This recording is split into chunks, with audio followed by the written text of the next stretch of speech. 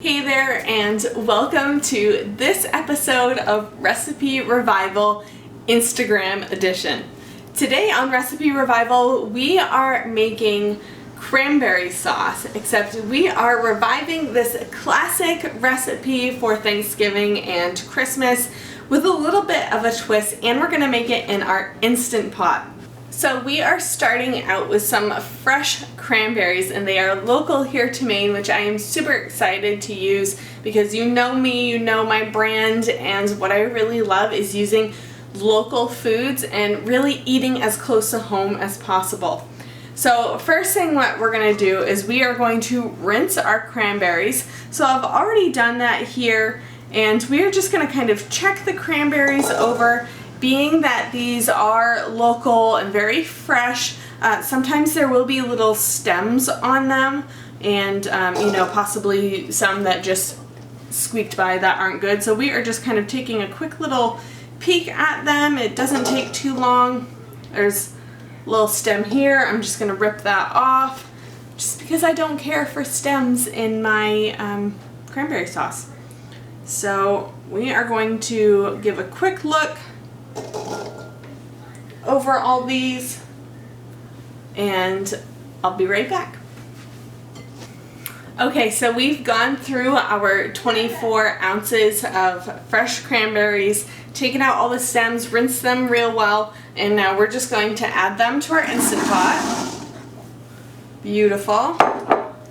Then we are going to take about a cup and a half of orange juice. You could use water and then just add orange zest. It'll kind of add the same flavor, but we have orange juice and I'm using no pulp orange juice. And we're gonna need about a cup and a half of liquid in here. And you would use more if you like your cranberry sauce a little bit more on the liquidy side. We like some kind of chunky style cranberry sauce, so I'm going to keep it at the minimum required for Instant Pot cooking.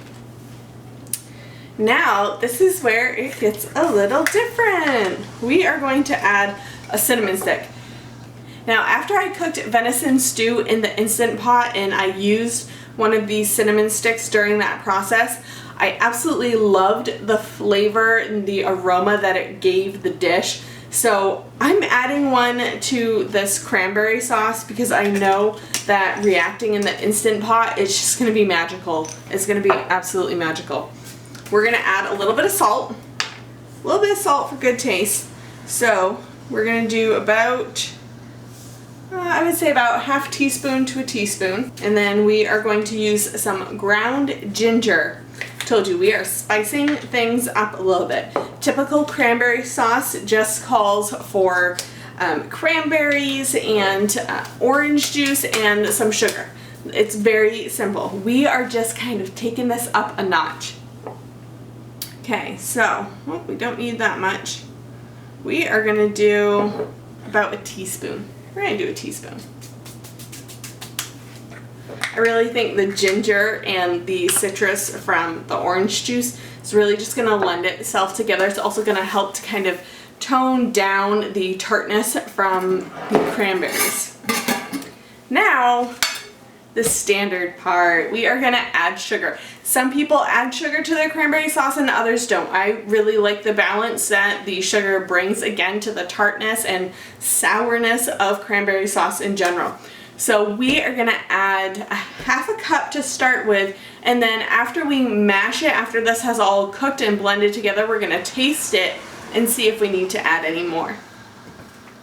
Okay, now that we've added it all together, I'm just going to take a spoon and just give it a quick little mix. Really make sure everything is nice and kind of blended in there so that we have a chance for everything to really get to know each other. Now we're going to add our lid. So for this recipe in the Instant Pot, we are just going to use the general pressure cooker setting.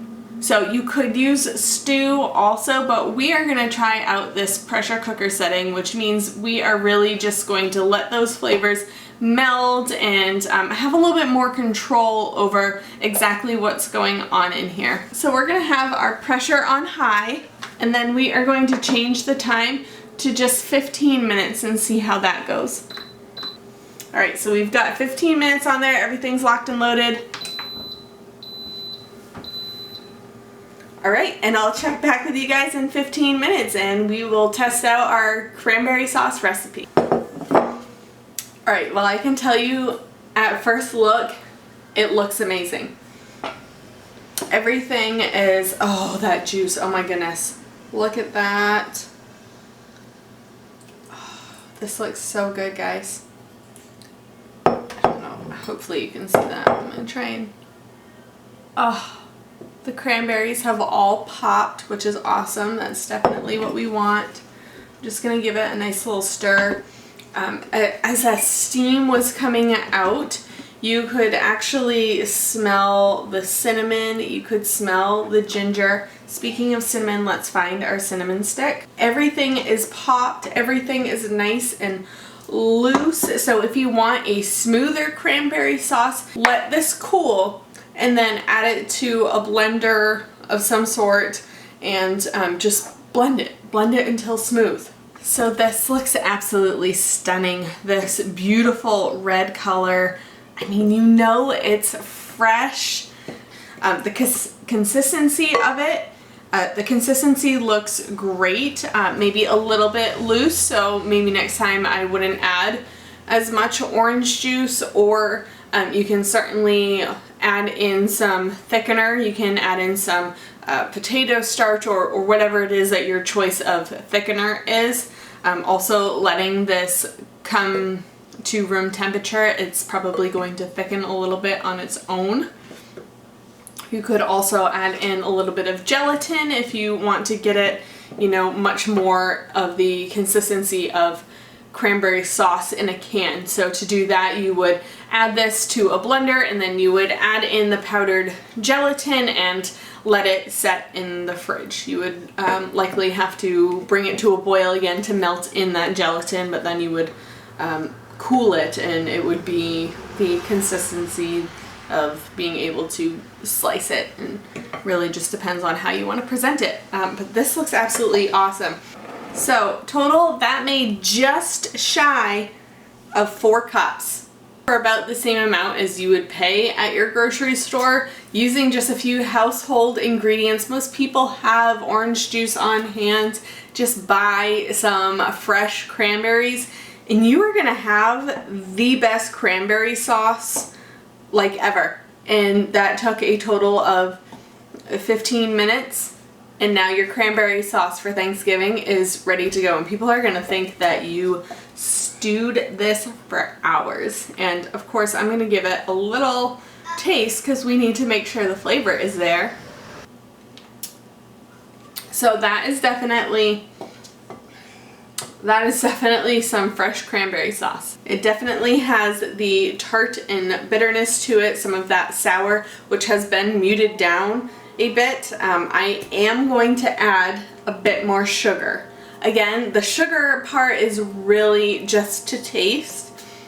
So I am going to add probably another 1/4 to a 1/2 cup of sugar, and I'm just gonna whisk it in to this cranberry sauce while it's still nice and warm.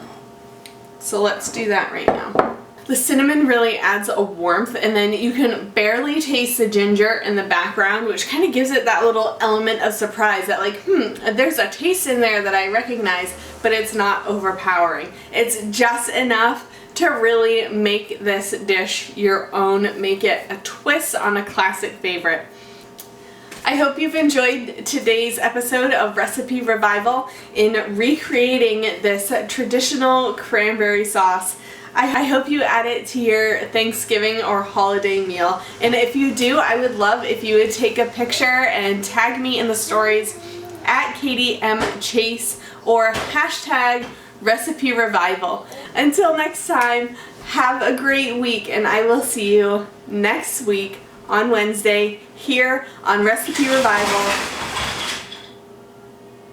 on Instagram TV. Better go check on my kid.